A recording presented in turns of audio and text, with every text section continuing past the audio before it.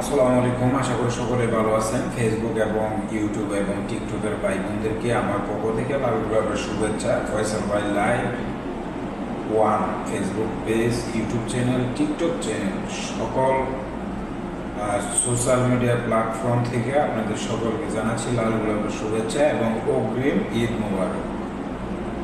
ভাই, আমার প্রশ্ন হয়েছে গিয়া যারা কুরবানি দিতে চান এইটার বিষয়ে আমি কিছু কথা বলার জন্য আইছি। অনেকেই মনে করেন যে চিন্তা ভাবনা করতেছেন যে কুরবানি দিবেন, কিন্তু কুরবানি যে দিবেন অনেকে ভাবতেছেন যে আমার শ্বশুর বাড়ির থেকে বা বোনের জামাইয়ের বাড়িতে বা মাইয়ার জামাইয়ের বাড়িতে এটা এটা কইব, এই বিধায় মনে করেন যে অনেকে কুরবানি দেওয়ার চিন্তা ভাবনা করতেছে।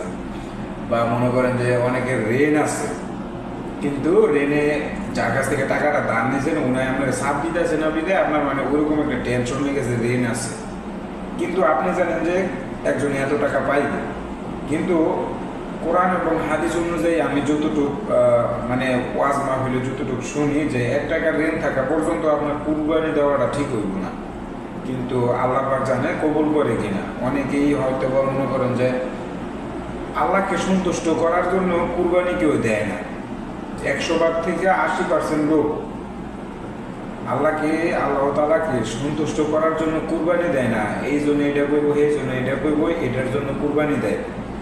কিন্তু আপনাদের সকলের উদ্দেশ্যে করে এই কথাটাই বলবো যে ভিডিওটা সোশ্যাল মিডিয়াতে থাকবো 500 বছর পর্যন্ত, কিন্তু আমি হয়তো বা থাকবো না, কিন্তু চেষ্টা করি মানুষকে ভালো পরামর্শ দেওয়ার জন্য। আপনি যদি কুরবানি দেওয়ার সমর্থ না থাকে কুরবানি দিবেন না।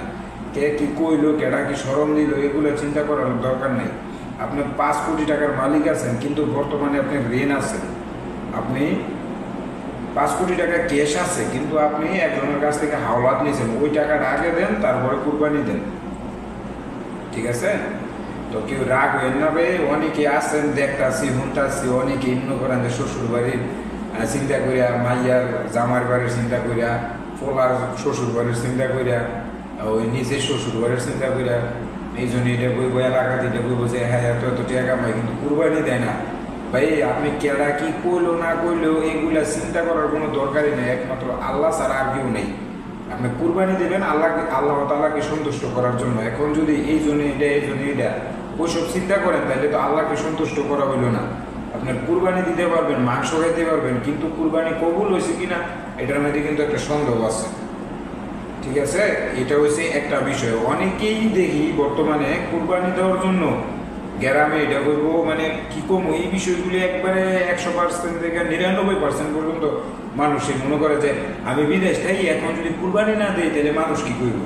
ভাই, আপনার বিদেশ থাকতে পারেন, আমেরিকা লন্ডন থাকতে পারেন, কোনো সমস্যা নেই। কুরবানি আপনার উপরে ফরজ হচ্ছে, ঠিক আছে, আপনার সামর্থ্য আছে কুরবানি দেওয়ার, কিন্তু আমার কাছ থেকে যে টাকাটা হাওলাত নিয়েছেন ওই টাকাটা আগে দেন, তারপরে কুরবানি দেন। তাহলে আপনার কুরবানিটা 100% সহি শুদ্ধ হইল। আপনিও একটা মনের মধ্যে চিন্তা থাকবো যে না, কুরবানিটা আমার সঠিক হয়েছে, আল্লাহ তাআলা কবুল করতে পারে। কিন্তু আপনি যদি আমার টাকাটা না দিয়ে আপনি যদি কুরবানি দেন, তাহলে এটা আপনার নিজের ভিতরেই দেখেন একটা ফেস বস লাগিয়ে জায়গা। আর আল্লাহ তো কবুলের বিষয়টা এটা পড়ে।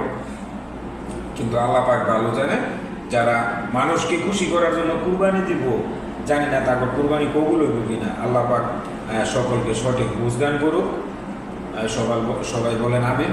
আরেকটা বিষয় হচ্ছে গিয়ে মনে করেন যে যারা কুরবানি দিতে চান, শরীকে কুরবানি যারা দিবেন, অনেকে চিন্তা করতেছেন যে 3 শরীকে একটা মিল্লা জায়গা, 5 শরীকে একটা মিল্লা জায়গা, মানে যতটা শরীক আছে কোরআন হাদিস মোতাবেক যতগুলি শরীক হন যায় এতগুলি শরীকে আপনারা অনেকেই, কারণ নিজে তো 1 লক্ষ টাকা দিয়ে কুরবানি দেওয়ার মতো সমর্থ নাই, আবার অনেকের আছে থাকলেও দেয় না, ঠিক আছে? মানে 1 লক্ষ টাকা কোনো তাদের কাছে ব্যাপারই নাই, এরকম টাকাগুলো আছে কিন্তু খরচ করে না, শেয়ারে যায় নিতুবিল্লা।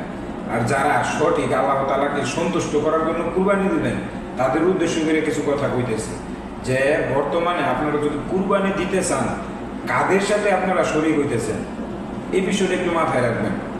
সে কি 5 ওয়াক্ত নামাজ রোজা করে কিনা, সে কি সুদের মধ্যে টাকা লাগায় কিনা, সে কি মনে করেন যে বেনামাজি বা অন্য দুর্নীতি সাদাবাজ এইসব লোকের লোকে, বা আপনি যতই ফাঁক পবিত্র লোক, আপনি যেরকম আপনি ধরেন নামাজি একটা দিনদার ব্যক্তি এবং আরেকজন দিনদার ব্যক্তির সাথে শরীক হয়েছেন, কিন্তু সে আপনার মতো দিনটা ফ্রেশ না, তাহলে আপনার কুরবানি কবুল হয়েছে কিনা এটা নিয়ে কিন্তু একটা সন্দেহ থাকে। হয়তো বা আপনি কইতেছেন যে আমার শরীর আমি বুঝবো, কিন্তু হাই বুঝবো ভাই। কথায় আছে যদি খারাপের লোকে চলেন দিলে বলে খারাপ হইতে হইব, বাবা মানুষের লোকে চললে বলে ভালো হইতে হইব, এটা কিন্তু মানুষ কথায় করে। তো এখন আপনি যদি এত টাকা দিয়ে কুরবানি দিবেন, এখন যদি আপনি একটা সুদখোরের লগে কুরবানি দিতে যান বা মিলতে যান, তাহলে আপনার সন্দেহ থেকে গেল যে আমার কুরবানিটাকে আসলে কবুল হইল কি। আপনি হয়তো বা কবুল হইব, কিন্তু দেন একটা গরু কিনলেন আপনি, এখন যদি ধরেন আমি আপনি একটা গরু কিনলাম, এই গরুটা আপনি কইতেছেন যে এরকম হয়েছে, আমি কইতেছি ওই রকম হয়েছে, মানে আপনার লাগে পছন্দ হয়েছে, আমার লাগে একটু বেজাল আছে, তাহলে কিন্তু দেখেন নিজেরও একটা মনের ভিতরে যে হ্যাঁ এটা পছন্দ করলো না, এত পছন্দের গরু কিনলাম কিন্তু হ্যাঁ এটা পছন্দ করলো না।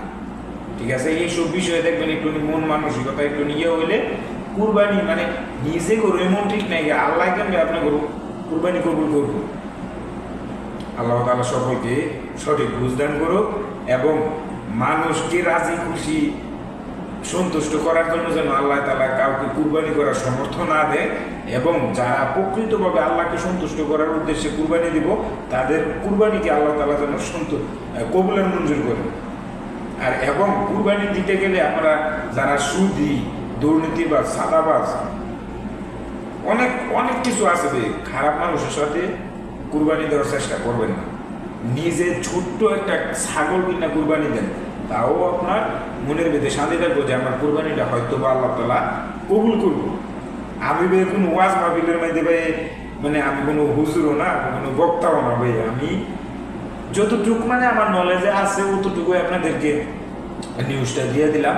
যদি ভালো লাগে অবশ্যই মানার চেষ্টা করবেন, কারণ আমি কোনো বড় বড় আলেম না, আমি সাধারণ একজন ক্ষুদ্র মস্তিষ্কের মানুষ, যতটুকু জ্ঞান আছে ততটুকুই কইলাম।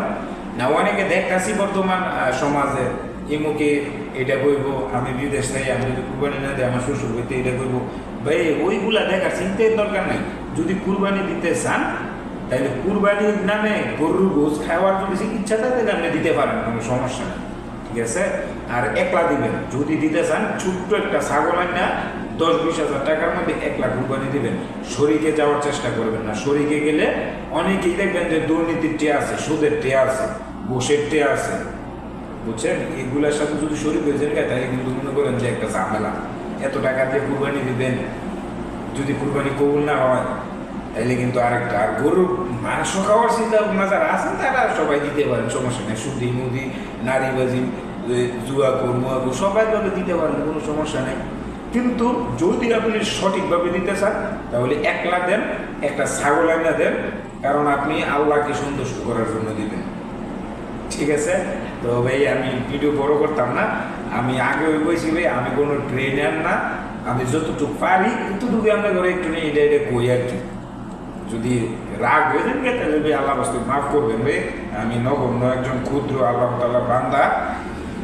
তো সবাই ভালো থাকবেন। আমি প্রবাস থেকে মাঝে মধ্যে এটা কই। আমার ইউটিউব চ্যানেলের নাম হয়েছে ফয়সাল বাই লাইভ 1। ইউটিউব চ্যানেলটি সাবস্ক্রাইব করে দেবেন।